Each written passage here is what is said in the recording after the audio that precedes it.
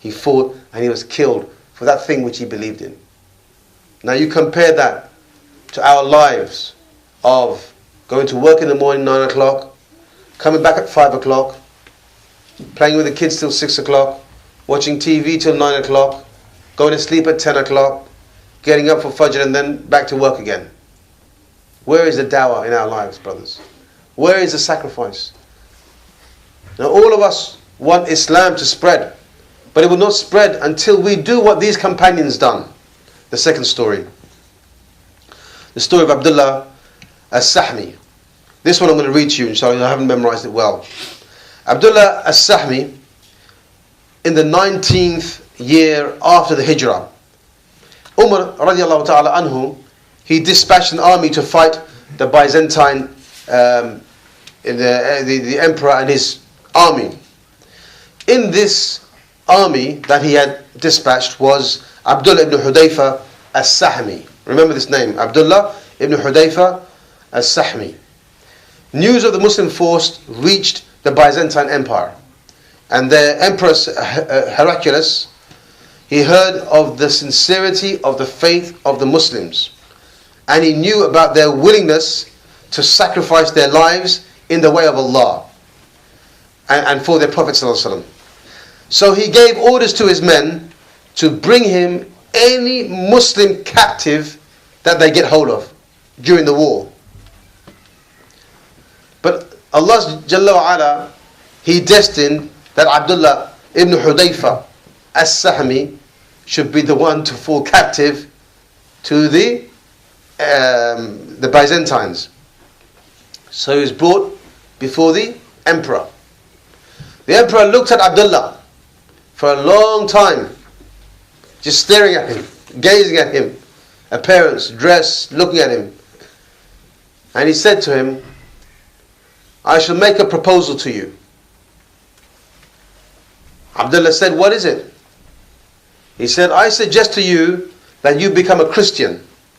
And if you do this, you will be set free, and I shall grant you safe refuge.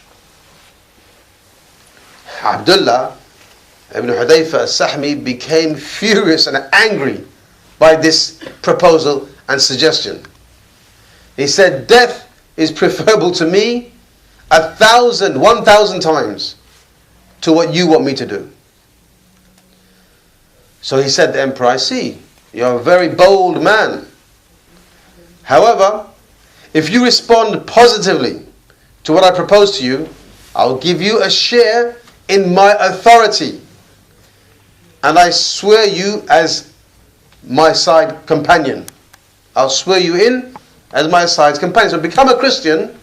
I'll not only grant you safety and wealth, but I will give you a share in my authority.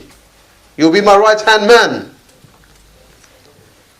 As-Sahmi, he began to smile and fiddle about with his chains.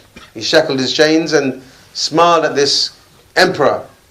And he said to him, by Allah, if you give me all that you possess, and all the Arabs have in exchange given up their religion of Muhammad, even if they were to do that, and you give me all that you possess, I still won't give up my religion.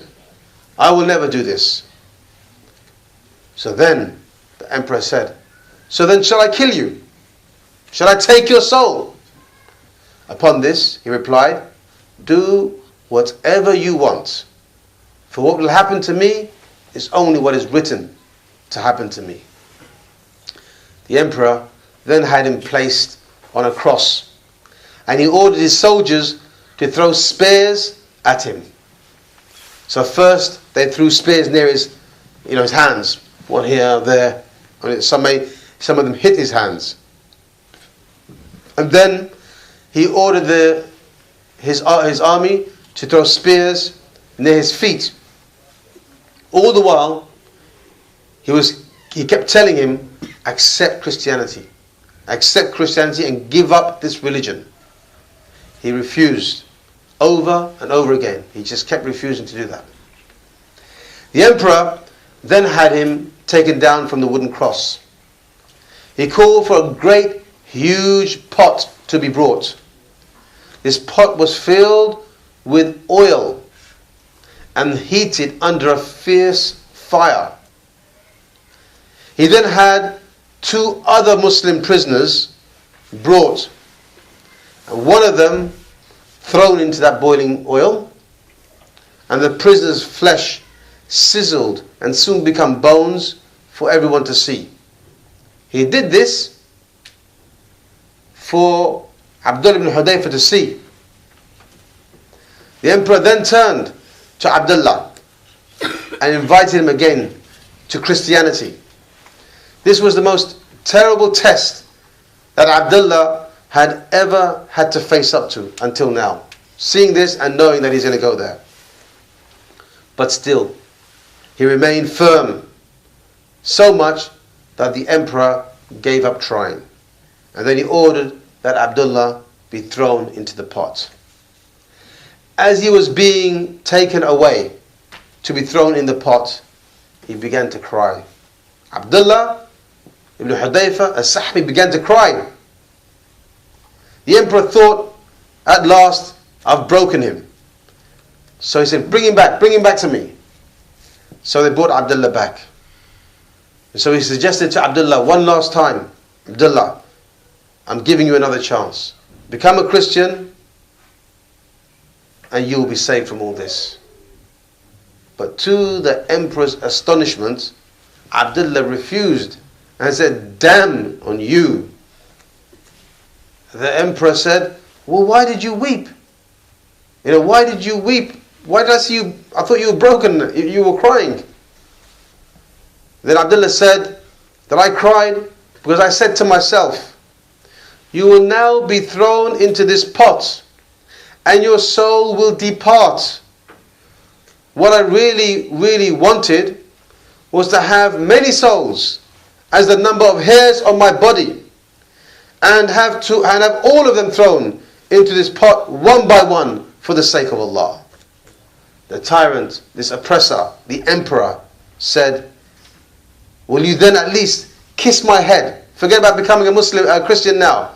Just kiss my head here, right here, and I'll set you free. Upon this, Abdullah said, I kiss your head and you promise to set all these other Muslims free.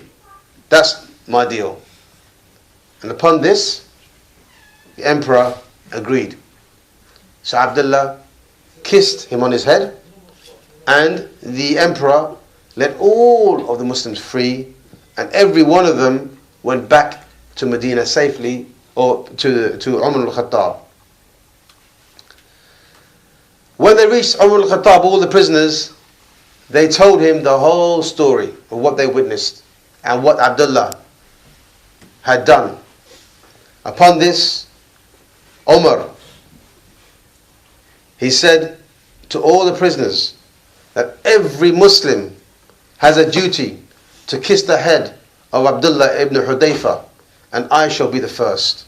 So Umar stood up, kissed him on his head, on the head of Abdullah ibn Hudayfa, and one by one the companions came and kissed him on his head for the sacrifice that he made, and for the firmness of his religion.